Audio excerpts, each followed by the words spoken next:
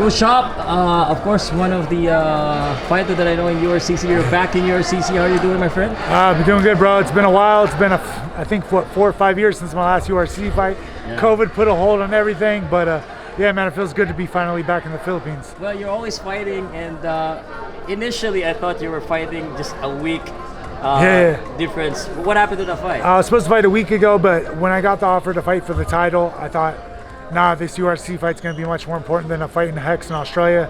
And I'd have a little bit more time to prepare for this fight, so I figured I would cancel that fight and take this one instead. I was worried, but not surprised because you like to fight. Yeah. I mean, it's not unusual. Like I fought 4 times in 1 week before. That's my record. I fought in 6 times in 1 month, so it's not unusual for me to fight all the time, you know. So for the Filipino fans, since back then it was a long time ago, what's your record right now, if you don't mind me asking? How many fights? I have 131 pro fights, but for professional MMA, I'm 39 wins and 19 losses. That's a lot of fights. I'm almost at 60 for MMA, so I'm getting there. I'm trying to get. Ideally, my goal is to get over 100 MMA fights and ideally retire 500 fights and everything, like Muay Thai, left way, bare knuckle, because I've done everything so far. Don't you get tired, man? I get tired from weight cuts, which is back in the day. A lot of the URC fans know me. I used to fight at featherweight and lightweight, and those extreme weight cuts, I got burned out. You know, that was tough to do all the time. I was cutting weight sometimes, 2-3 times a month, and it got too much for my body. But now I'm like, hello, announcement. Asama si Kuya Aaron, napatawag sa harapan. Okay. So right now it's welterweight. Yeah. So this fight's at welterweight, and lately that's what. Kuya Aaron, where are you now? Okay. But lately that's what I've been fighting at, taking catchweight fights or welterweight fights, just because I have to fight a few kilos. And I was back in the day, I wanted to do everything I can to get the most advantage I had in a fight. Cut a lot of weight, I'm a big tall guy. I was one of the tallest featherweights in the world. But now I'm over that. I'm old. Well, you're still taller than your opponent right now, Arvin Chan. So but how do you measure your opponent though? Oh, Arvin's, it's crazy. If some of the teammates I have fought him back in the past. This guy Raul Raju I used to train with in Singapore, beat him, rear naked choked him. Me and Arvin's fought on the same shows before.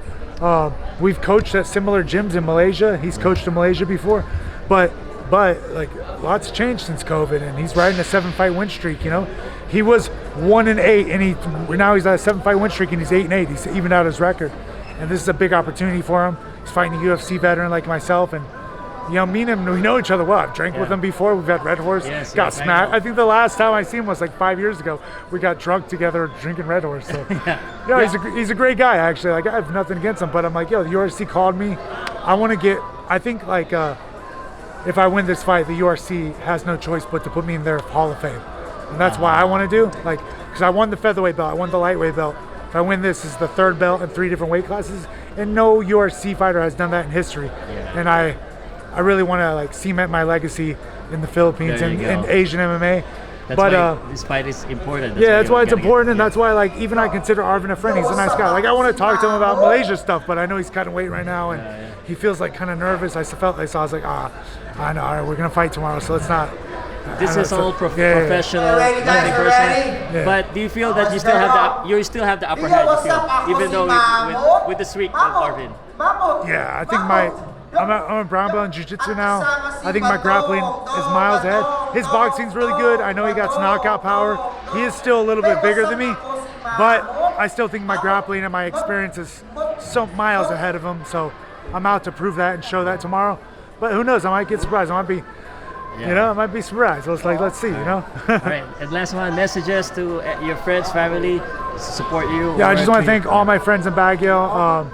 I came back and you guys helped me out and get me ready for the fight. I want to thank my wife. I just got married 2 weeks ago. So congratulations! Thank you. And my wife's been super supportive, and I miss her. But I'm gonna get this win and bring the belt home to her. So thank you, Vincent. Cheers, bro. Thank you. Thanks, man.